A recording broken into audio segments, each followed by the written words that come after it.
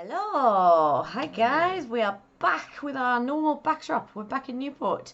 So today is day 113 of lockdown, and it's the 11th of July, Saturday the 11th today. So yeah, we're back from our trip, which was absolutely lush. I think I loved it extra for it just being a change of scenery after so much lockdown, but even just being able to sort of hang out with people, because although we'd bubbled up with the other house, we hadn't actually really, other than seeing my mum one day in the house, we hadn't actually taken advantage of that yet, which was allowed from Monday onwards, last Monday. So actually it was the first time we'd been spending time indoors with anyone for a long time. So that was lush and just really nice to just not have to think about it every part, because every minute of every interaction with anybody else, you're constantly having to think like social distancing and like just constantly remind yourself. So actually just to be able to hang out with other people. These people are in our bubble. They're in our bubble. We can just forget about that. Treat them as people that we would. We can just treat them as people. Back in the past. Like real people. Good old days. Which was so refreshing. And that on top of just a change of scenery, it was really medicinal, I think. Like, I'm still not quite 100% in terms of sort of mood-wise. I'm still quite anxious and I'm feeling quite daunted about things reopening. And every time I start thinking about it with any detail, I start going, oh, that feels big. But we'll get there, and we've got some time to prepare. But yeah, it looks like I will be able to reopen bookings soon to be taken for probably next month, or probably from the start of August onwards, depending on a few things. We'll have to get a few things sorted in order to be able to do that, but at least we've got sort of a date to work towards now, because it's felt all this time kind of pointless doing too much, because you just don't know when you're going to be able to do it. But now we sort of have a timeline in mind that might allow us to go back to work. And yeah, opening back up will be, I think it will be really good. I think I'll be like, oh, glad to be back. But I at the same time, I do also feel a bit daunted and a bit sort of on the fence as to whether it's the right decision, and also like whether or not encouraging people out of the house is sort of ethically the right thing to be doing right now. To take a bit of I think we just had a bit of a mad pause. I don't know if that's my computer. Oh, a couple of weird. Ooh. I tell you what, we're gonna. Oh, it seems to be working now. I don't know if you heard that or if that's just on our screen, but it all went a bit glitchy. Yeah. So yeah. I was just. That's made me lose my thread entirely. Yeah, it's sort of. I think for people going out, which people are going to do anyway. I do feel encouraged, because actually we were in England, obviously, where people were allowed in pubs. We only went to the outdoor areas of any pubs, but actually everybody was social distancing. It wasn't loads of people getting hammered, and really like it was crowds. It was quiet. Went to the beach. It wasn't like the scenes in Bournemouth. Was the beach it was like there was plenty of people there, but there was plenty of space. So it wasn't like people were all piled on top of each other. You could easily keep your distance, and people were. So that was actually very encouraging. I felt better. And I think had I not gone and done that, I would just have those images that we've seen from like Bournemouth Beach, where it was just chaos, and sort of the images coming out of Soho last Saturday. So actually I feel more encouraged that people are, for the most part, doing what they need to. I guess the images that end up hitting the press are going to be the worst extremes. Yeah. Or even social media, people aren't going to share images of something quite normal or boring. They're going to put it when it's dramatic. Go for the more sensational story. So yeah, I've like fallen into the like you should always take everything in the press with a pinch of salt. But obviously this is also unprecedented, that it's been kind of and obviously those things have been happening. There's no point in downplaying that, but yeah, I think it's not the universal experience, and it's not. Just kind of encouraging to see for myself that it wasn't bonkers. So that was in itself nice. So yeah, so I think for reopening, as a place for people to go, I can certainly control the environment at the escape rooms a lot better than perhaps staff in a pub could, because I literally will be in between, it'll only be one group of people at a time that will all be households, and then on their entry and exit to both the building and the rooms, they can hand sanitize, and then I'm in between, me or my staff or anyone who's running the game can pop some gloves on, disinfect the room, throw away those gloves, come out, hand sanitize, and before we deal with people, and we'll just have a more than 2 meter social distancing between staff and customers. The reason I'm not going to do masks is a big part of it is you do have to sort of give a briefing, and they need to know the briefing is going to be health and safety. So I think having your mouth covered would be not great for that. So just have a plenty of distance. So easily, like I'll put like three meters, and just have a briefing like that. And then obviously the room is a controlled area. They have an hour there, and I'll just have enough time between bookings to fully, thoroughly disinfect the room and the props. So actually, I can vouch for all the disinfectant and soaps and things that have been delivered. Big old boxes of hand sanitizer have been arriving at my house. But yeah, I think so. Actually, for encouraging people to go out for anything, I think actually it's a very low risk activity, and I can make sure that we are absolutely on point with our COVID safety. But obviously, if people are coming out, they might then go out for a drink and whatever they do after they've been with me, that's kind of on them. But I guess we'll also be taking names, address and contact details for anybody who's been in case for contact tracing purposes. But as I say, with disinfecting in between people, I can't see how that's going to be a problem. The only people that would potentially be at risk would be if a member of a party came down with COVID, that probably the staff member that looked after that group, I would say, just as a precautionary measure, would have to self-isolate. So thankfully there's 3 of us that can do the job. But fingers crossed we won't have to worry about that. The R rate here in Wales is really good. We've had several days, not like they've been here or there, but actually we have had sort of times locally where there's been no COVID patients in our local hospital, which really vouches well for the local area. But obviously with people travelling about a bit more, it can move around a little bit more now. We're still having, like, for the UK though, like, we're still having sort of 100 to 200 deaths a day. This is not gone. I think today's rate, which is obviously over, really it's yesterday's, but today's figures released was 148 deaths due to COVID. So it's not gone by any means, and I'm still got all those natural sort of anxieties about reopening. But the only thing I can do is control the bit that I have control over as well as I possibly can. So that's what I'm going to be over the next sort of few days, having chats with my business partner and my members of staff, and going over everything we need to do on our end before we are ready to press go on actually accepting bookings. And then we'll see if people come. Because obviously people might still very much be wanting to stay at home and not wanting to go out at all, which is fair. People also might be quite skint and so not able to go on leisure activities that are like, we do try to be like pretty competitively priced because I don't want it to sort of be exclusive to people not being able to come who want to. But that being said, it's not the cheapest night out at an escape room. So I would understand if it's not. But what I am hoping for is just lots of people have gone a bit stir crazy. Perhaps people who've been working from home and have still got 100% of their salaries and are sort of desperate to sort of just have a change of scenery, like we demonstrated it is medicinal. That maybe a bit of escapism is exactly what we need right now. Yes, so I've done both of the rooms as a sort of punter, as it were, and I can recommend them. Really good. It is something I noticed when we were away, and I'm not complaining. It was lovely. We had a lovely time. But you do notice when you sort of go, well, we've been on furlough and we haven't had a lot of money, but we also haven't had some of the expenditure we would normally have in terms of travel expenses and just in terms of leisure expenses as well. Like we haven't been going to the cinema, eating out, or so we haven't been going to the pub or going to the cinema or buying ice creams, things like that. And you do notice then when you first kind time of we're actually out and having rounds at the pub and buying food out, you're like, oh, hang on. I've been buying. Today's got expensive already.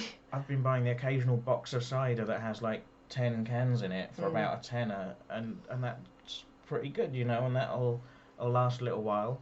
and then you go to the pub and you spend a tenner, and that's 2 drinks. Also, and like the pub we went to was lovely, but it's right on the Dorset coast. It's proper holiday maker territory, and the area we were in, it's a lovely little place called Studland, which is basically mainly a nature reserve, and then there's a few massive fucking houses around there. That area is muddied. So yeah, I was looking around like, Jesus Christ, how the other half live. So there, put local pub. Yeah, like 10 quid for a glass of wine in the one. But even in like, even when you consider sort of more regular pub prices, you're still looking at the best part of a fiver for a pint. And then, and it was great to do it, and enjoyed going out and being with people and the company and the experience of it. But can't do that every day.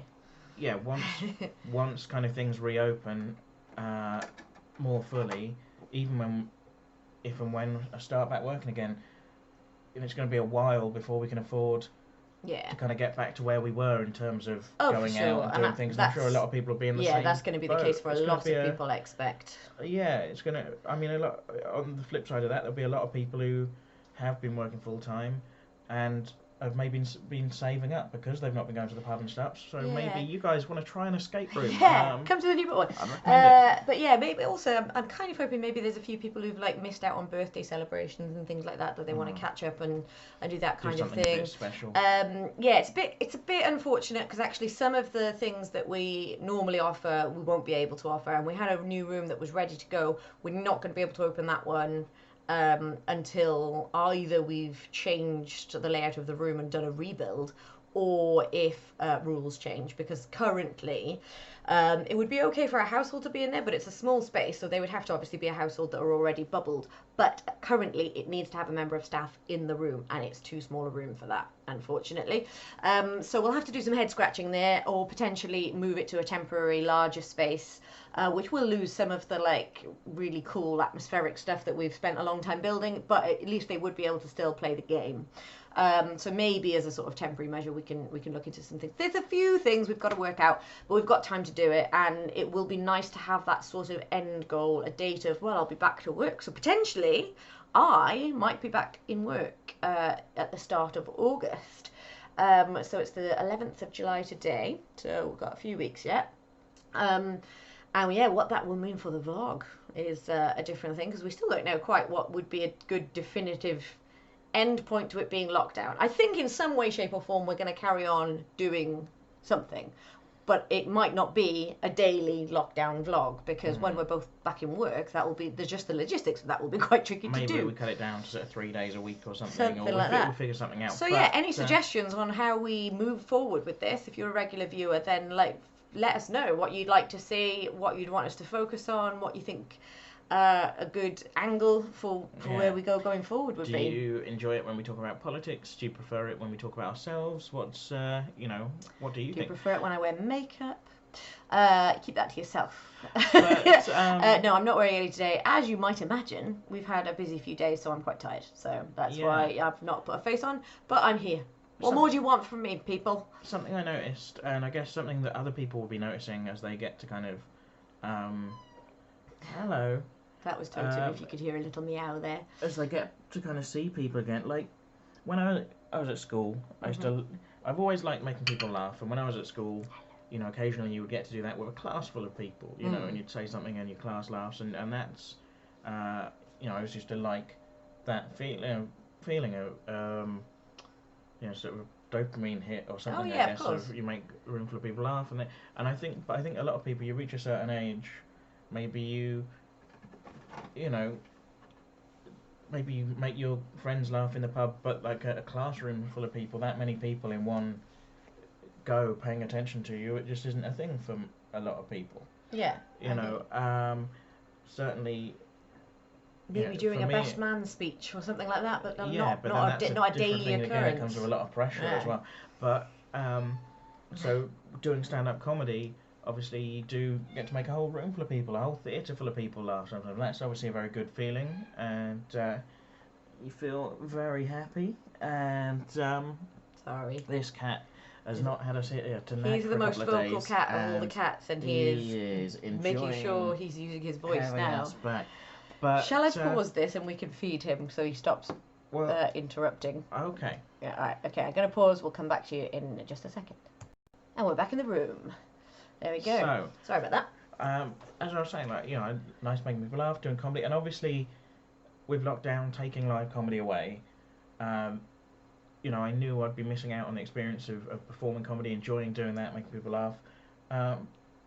But obviously we've been making each other laugh in the house. We've been having a good time, and what I hadn't realised is like the kind of we were driving home today with David and Amy, who were guests on the vlog yesterday, and we were all just having a conversation, just making each other laugh, knocking silly ideas back and forth, and you sort of forget about the small pleasure of just being in a small group of friends laughing, you know, as opposed to it just being the two of us. Just like it's nice when it's the two of us, but just having. I've really enjoyed like you saying something funny and you getting that, like everybody's laughing. I get that sort of like, everybody thinks my boyfriend's funny. But like I've enjoyed that, and it's been like, yeah, it's sort of, it's this whole experience. It's not been the way you imagine it. Like, is the best way I can describe it, because it's not the things you expect to miss that you miss, and vice versa. There's things that you like, oh, I didn't like. I've really missed that, or I really didn't miss that, and like, but one of the like small pleasures of just being with people and being comfortable and not having to be mindful of everything that's going on has been such a relief. And I don't think the novelty of that's going to wear off too quickly, because I think there will be lots of really, like, people really appreciating things on a better level after this. I tell you what, I thought if you'd told me like 6 months ago, oh, we're going to have to go into lockdown and be locked inside for months, I think I would have thought, oh well, I'm really going to miss sort of KFC, you know, and you know, and I know I've talked about sort of bear fries and things on here, and but it's not that I really missed particular fast foods or takeaways of things. Although you know, it's great to be able to have those things, but what I've actually missed is like being able to get to the shop and know that I can get an ingredient, or it's not going to be a nightmare, or kind of have to go like, well, if I don't get this now, I'm not going to have it for weeks. Yeah. It's been more about just ingredients and being able to make things for myself that's been a bit frustrating. Just having a trip to the shop be a pleasurable and easy experience has not been the case. But I haven't really missed like sort of specifically sort of KFC or things like that I thought, you know, or Greg's or Subway or things that you might think. Oh, yeah, for me, they were always a means to an end. Like when they reopened like McDonald's drive-throughs and there were like bonkers queues, I was just like, really, like you missed it that bad? It's like it's something you, well, obviously I don't eat McDonald's really, but like it's just something that you sort of have when you're out and you're hungry and in a pinch. To me, like I've never really been, oh my god, I love that. So yeah, I didn't expect to miss, and I eat a lot of Greg's now that they do vegan options, but it's always at work on a break when I've just got to grab something quick. It's not actually like, oh, that's my favourite thing to eat. But yeah, it's just been the social side of things. So like I have missed the pub, but not for the pub's sake, but more for just being able to just meet up with my friends, and like finishing work and just popping a message to a group chat being like, anyone in town can like fancy a quick glass of wine on the way home, kind of thing. Well, just being able to socialise without having to put huge amounts of time, effort and thought into it. Well, because also like, and it just be comfortable and casual. I work in Cardiff, we live in Newport, we've got friends who live in different bits of Cardiff and Swansea and Newport and Bristol, and even the ones in Newport, you know, it's not necessarily walking distance. No. So sometimes it's just nice to have a central location in the town centre where you can go, you know, let's meet here, and I can catch the train from work, get to the town centre. Yeah. Rather than like, for example, we're going to Els tonight, so I have to catch the train from work to town, then get from town to our house, then get ready to meet Ellie, then go to another location again. Do you know what I mean? So it's nice. I think that's what the pub does, isn't it? It's just a central hub where it's just lovely. Convenient in that. And I do like, because we mention them often, and I will be so grateful for when we can go back to places like Le Pub, which I highly recommend, and Tiny Rebel. Like, they are great in little independent pubs in Newport, which are fantastic. But the main thing I like about nights in the pub, vegan food, yes, and meaty food as well at Tiny Rebel. Yeah. But yeah, I think it's just sort of the ease of being able to socialise again without it, because like even when they're sort of back open, like we were saying about this with the pub that we went to in Dorset, it's closer to normal, but there's still little reminders that it's not normal. And they keep the phrase that keeps getting used is the new normal, and it's like, oh, how permanent are some of these changes, and like there is sort of an element of just sort of like it's just constant little reminders, which I think is actually why my anxiety is sort of so bad. It's just you can't get away from this. This is everywhere. This is on telly, this is in the news, this is in social media, this is in conversations you're having with your friends. It's just kind of permeated into every single aspect of reality. Well, and when we talk about the new normal, you do start to think about, well, which things the new normal will just be accepted, and which things where you go, the sort of compromised version that we are able to have at the moment is kind of fine as a temporary compromise, but if it becomes the new thing, like this, people will just go, it's not really worth the faff, and things will kind of drop off maybe. Like the cinema, if they social distance in the cinema, that one won't really be a problem, because I always prefer it if the screen's a bit quieter, to be honest. It will be a bit of a nightmare though, actually, just in terms of having to get there early and try and get tickets. Well, I guess you maybe just book online in advance a bit more often, but that's not the worst thing in the world. But maybe things will sort of sell out quicker, and you won't be able to see the things you wanted to see. If I don't know. Anyway, it's all speculation. All speculation, yeah. But it's just showing every aspect of reality has been affected by this. Really. Something we did yesterday. It was some very socially responsible, socially distanced fun. Was we got in the sea. Oh, we got in the sea, mate. Yeah. Oh, yeah, no, it was lush, actually. It was cold. Yeah. It was really cold. But it was, because we didn't have the best, like, it was kind of breezy and a bit overcast. But we knew it was our last day when we really had a chance, so I was kind of determined. And it was, like, I was so glad when I did it, but it took us it took me especially, but it took us both quite a long time. Because also, the beach that we were on is Middle Beach in Studland. And it's quite a strange beach in this sense, because basically the tide does sometimes come right up to sort of where the sort of beach ends, so it's just like cliff and water, but then it's very shallow for ages, like when the tide is fully in, so actually, like, we could walk out a long way and still be sort of not having to sort of be submerged, anything like. So actually we felt very distant from the shore, so actually it was quite nice, because although you could see people, they were small and on the beach like that. But yeah, like, it was really something I love about the sea. The sea is just, I think there's something about the scale of it that kind of makes you feel small and insignificant, but in a kind of comforting way, in a kind of like, oh, all of my worries are kind of petty and small, because look at how fucking massive this is. So I think the night sky does the same thing. Like a clear night where you can see stars, it just reminds you that you're small, and all of the things that seem big and important and stressful are just really, in the grand scheme of things, little. And it was cold, and there was a bit of a breeze going on, but also it was refreshing, and you had the smell of the sea air, and that was. Yeah, it was really, really lovely. And one of the things I said when we were in the sea, to Ellie, I was saying, obviously, normally we're used, I mean, us more than usual, I guess, at the moment, but most people are when they're on their holidays, in the modern world, whatever you're up to, you take your photos and you put them on social media, on Instagram and Facebook and things, and you're in the sea, it's not a usual everyday occurrence, and you can't really document it, can you? You can't take a photo, because you might drop can't your take your phone in the sea. So we're just there and experience you're having just in the moment, just the two of us. That said, unbeknownst to us, Di and Amy were going for a walk along the cliffs and managed to spot us. And we were literally like 2 dots out, miles out. Maybe not miles, but apparently like more distinctive than we realised. Yeah, I don't know if that's flattering or not.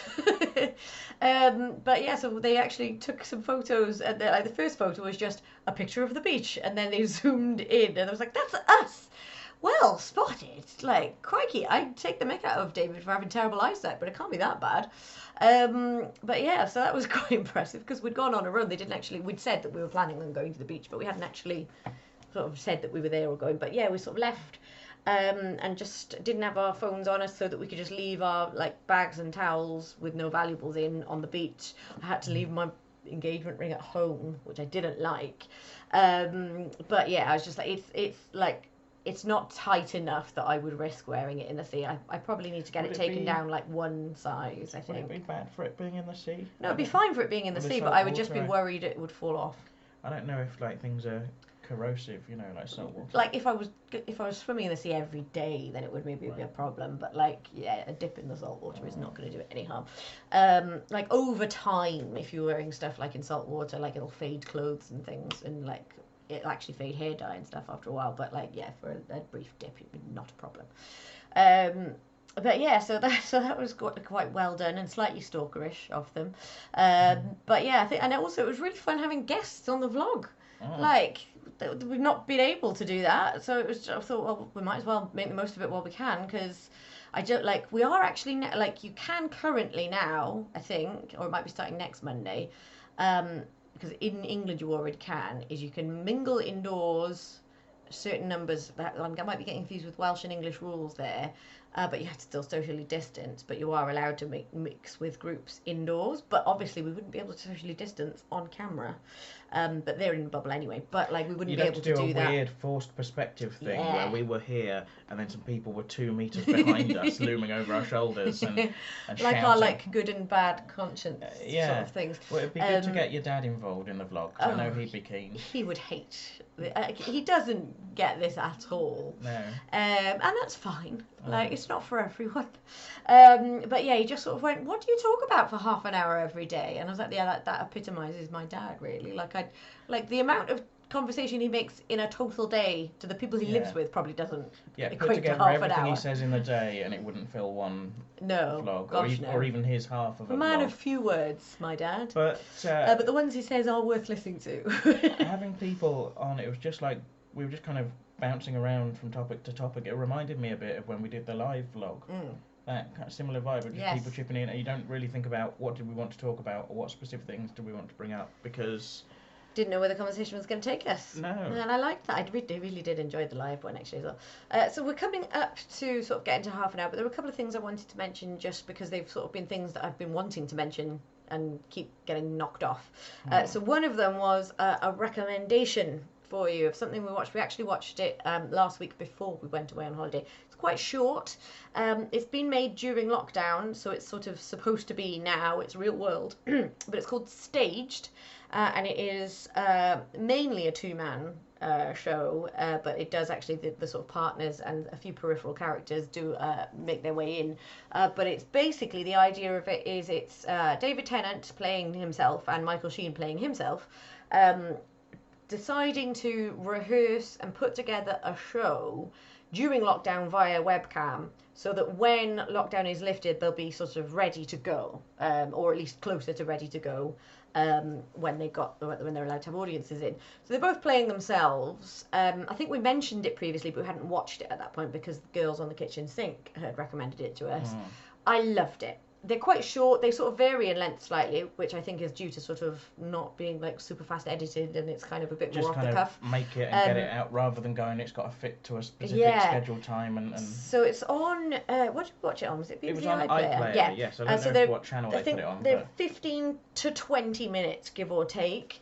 About 6 to 8 episodes? Or? Yeah, about 8 I think there was. And it's really funny, and I really like it when people play themselves, but they're sending themselves up. Like, I love David Tennant and Michael Sheen anyway.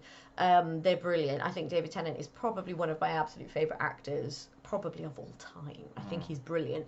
And Michael Sheen and him have such great chemistry together. They're clearly good friends.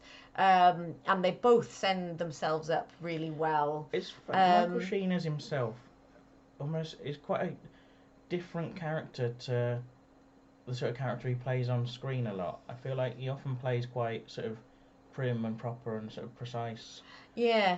Like, you know, he's very much he's the angel, isn't he, in Good Omens. He is. and he's David Frost or whoever it might be, and he was quite this kind of hairy, booming, sort of almost domineering character in Yeah, this. wild haired. They both had quite wild hair because it's lockdown. Like but a little bit almost intimidating, and like he might be quite difficult company. Yeah, felt quite grand, quite sort of a bit more of like, because actually David Tennant plays himself as a bit of a shambles, to be honest. Slightly sort of Weasley and a little bit, yeah. And Michael Sheen plays himself as someone who takes himself a bit too seriously and maybe is a bit grand.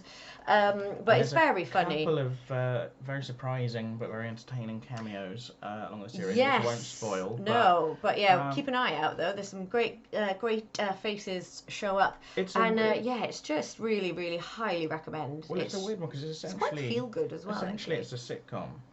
And it's weird to kind of see a sitcom. Normally you go, oh, that was really good, I hope they do another series. But, I mean, they almost certainly, unless they get their skates on, they almost certainly won't, will they? Because it's so specific to lockdown. Yeah, it's very much, I don't know how you... It'll be in and of its time, but I think, like, it shows that, like, the way we've had to, like, people have had to be creative and think outside the box. And some of the stuff that has been created in lockdown has been brilliant. Like it's interesting. Sorry, I can barely speak. That's fibromouth coming in there now. So we will wrap this up soon.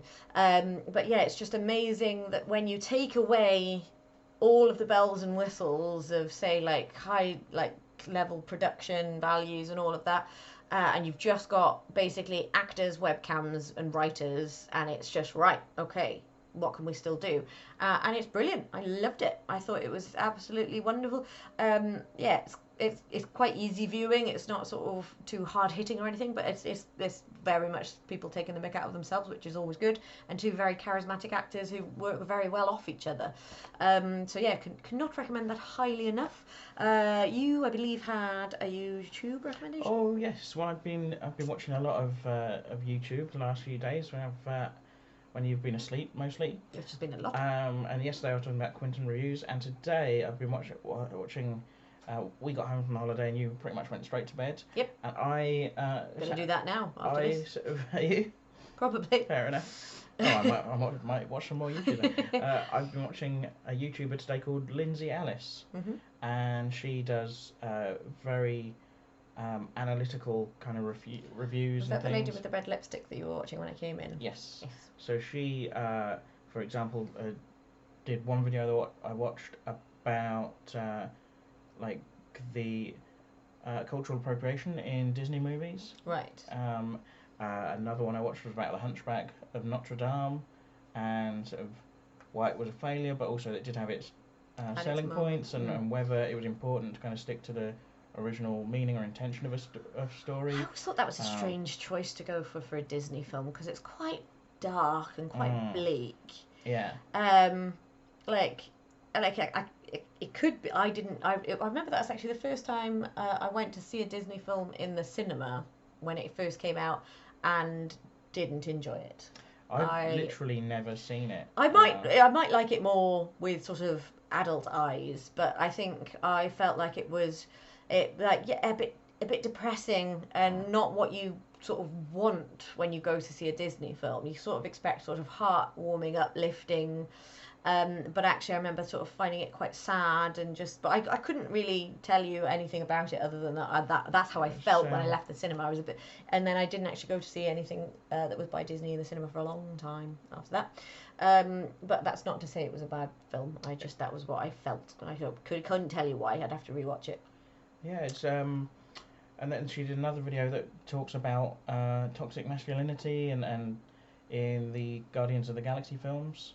Oh, right, okay. Not in a critical way, but talking about how, not saying the films are toxic masculinity or negative about, but talking about examples of it. Yes, how those films portray kind of masculine characteristics and how toxic masculinity impacts those kind of characters and things. Yeah, because sometimes it can be done where it's sort of shining a light on, well, this is actually unhelpful. Yeah. So it's not necessarily saying it's promoting toxic masculinity values. That was fascinating. It also made me want to re-watch those. I love them. Films. I've only seen Guardians of the Galaxy 2 in the cinema. I've not seen it since then. But Guardians of the Galaxy 1 is probably one of my favourite Marvel movies. Well, I haven't seen either of them apart from when I originally saw them at the cinema. Oh wow! Oh no, Guardians of the Um, Galaxy. I've even got what's the word? A still from the actual original I movie mean, up there. the I first love it. movie I saw in Edinburgh when I was there doing the festival. Oh right, okay. And I really enjoyed it, but also probably Had a lot going my on. mind was probably a bit frazzled from just being at the Edinburgh Fringe and performing a show every day. So I'd love to rewatch that and the second one really. It always impresses me when you watch some of these YouTubers, and you just see all the stuff that they point out in the films, where I'm just reminded what a kind of surface level I watch films at, and I feel really dumb, and I wish that I could kind of. But if you were gonna like do like a video essay on anything, you would then gather your information, wouldn't you? I Whereas guess you're watching them as a casual well, I guess viewer. there's a certain amount of research that goes in, but like at some point, someone has to like spot these things and make these observations initially, and those are clever people. Yeah. And I admire them, and I wish that I was one of them. I think you are one of But them. thank you, but I don't know what you're basing that on. Anyway, yes. So Lindsay Ellis, very we'll put good YouTuber. Links Yeah, in the below. I said we didn't do a link to Quinton Reviews, did we? I just told them what to search for. So We're on holiday. maybe I'll send you a link to Quinton Reviews and Okay. Lindsay Ellis, and we can put both of those in the review Beautiful. today. Will In do. the blurb today. But yeah, that'll do for today, won't it? That'll do. All right then. Yeah. So yeah, hopefully I will be slightly livelier tomorrow. At some point in the next few days, I am gonna put in all the effort to the bells and whistles because I've got a new wig I want to show off. But I'm gonna wait till I am feeling more alive. So that's something to look forward to. In the meantime, like and subscribe. There's no shame in that. And also give us your ideas on what we do post-lockdown with this vlog. We are keen to know. We need to sort of make our minds up and make these things happen. So yeah, give us your suggestions if you've got them, guys. So thanks, guys. We will see you tomorrow for day 114 and July 12th. All right. Bye, guys.